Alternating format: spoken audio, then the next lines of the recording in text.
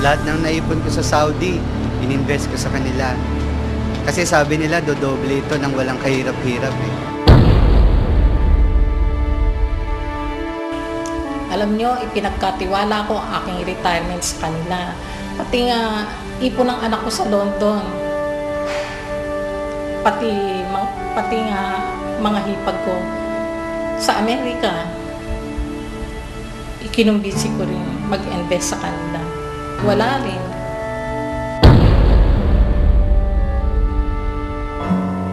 Noong una, nakakapagbigay pa sila.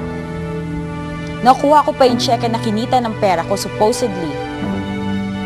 But after 1 year, pinabalik-balik ako at kung kani-kanino na ako itinuro-turo. Paano na kami ngayon? Saan ako lalapit? Lahat ng pinaghirapan ng pamilya ko napunta lang sa wala.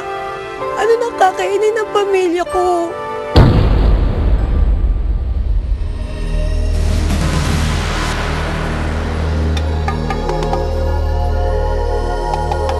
Kumukumbinsi ba sa inyong sumali at magbayad ng malaking registration fee sa isang kumpanya? Wala kayong ibang gagawin kung hindi ang mag-recruit ng maraming tao at sila'y sasali din. At kikita kayo mula sa registration fee o investment ng mga na-recruit ninyo. Mahilig ba kayong magsasali sa mga get-rich-quick ventures o negosyo? Mag-ingat, baka kayo na ang susunod na biktima ng pyramid scams. Marami na sa ating mga kababayan ang nabiktima ng pyramid scams.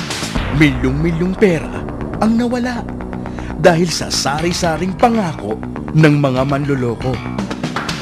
At ang mas nakakatakot pa dito ay kadalasan ang mga ordinaryong mamamayan ay napagkakamalan itong isang lehitimong negosyo. Kaya't napaka-importante na matutunan kung anong pagkakaiba ng lehitimong network marketing business sa isang pyramid scam.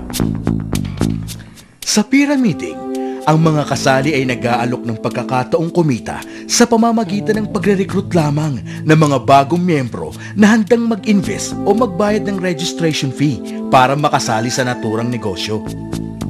Ang mabilisang kita ay galing sa puhunan o investment na ibinayad ng mga bagong recruits.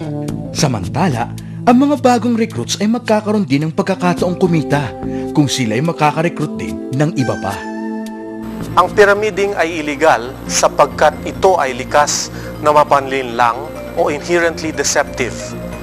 Dahil ang kinikita sa ganitong sistema ay mula lamang sa perang ipinupuhunan ng mga na-recruit at hindi sa pagbebenta ng anumang produkto. Tiyak na darating ang araw na mauubos ang mga maaring ma-recruit. At dahil dito, mahigpit na ipinagbabawal ng Article 53 ng Consumer Act of the Philippines ang paggamit ng anumang pyramiding scheme sa isang negosyo kahit ano pa man ang produktong ibinebenta. Ang Direct Selling Association of the Philippines o DSAP sa pakikipagtulungan sa Department of Trade and Industry ay naglunsad ng isang anti-pyramiding education campaign para sa inyong protection.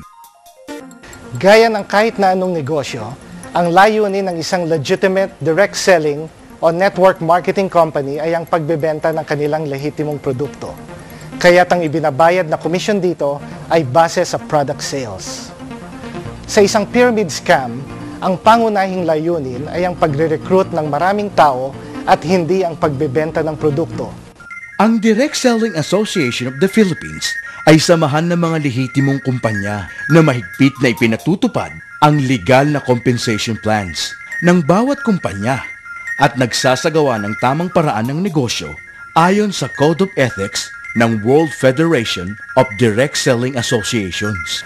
Para mapadali ang inyong pagkilatis kung ang isang kumpanya ay lehitimo at hindi nanloloko, narito ang 8-point test na dapat pagbasihan ng inyong desisyon.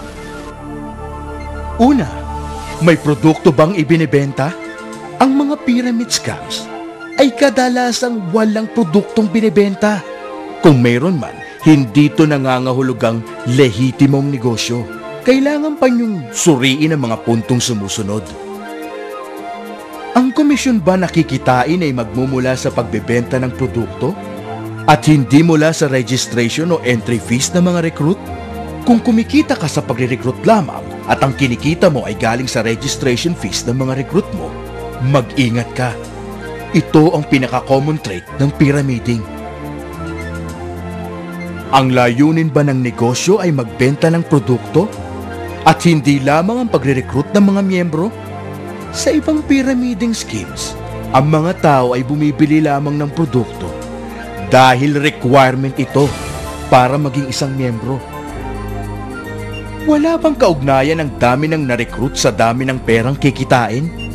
Ang income o kita mula sa negosyo ay dapat manggagaling sa pagbebenta ng produkto at hindi mula sa recruitment ng mga taong nagbabayad ng entry fees. Kung sakaling matigil ang pagre-recruit, kikita pa ba ang mga miyembro ng negosyong ito?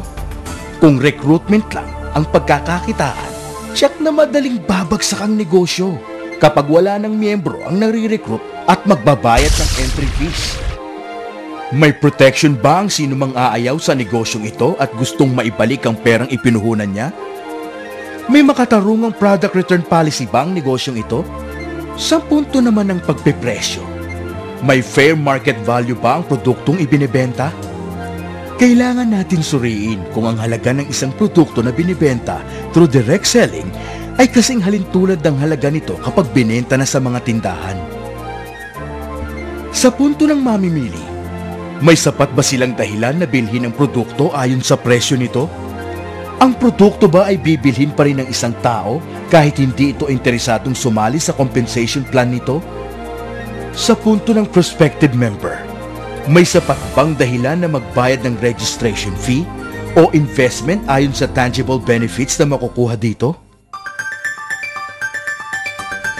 Kung ang sagot ninyo sa lahat ng katanungan ng ating 8-point test ay oo, tiyak na lehitimo ang kumpanyang lumapit sa inyo.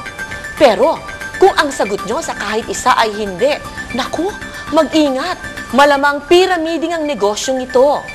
Para makatiyak, sumali lamang sa isang kumpanya na miyembro ng Direct Selling Association of the Philippines o DSAP.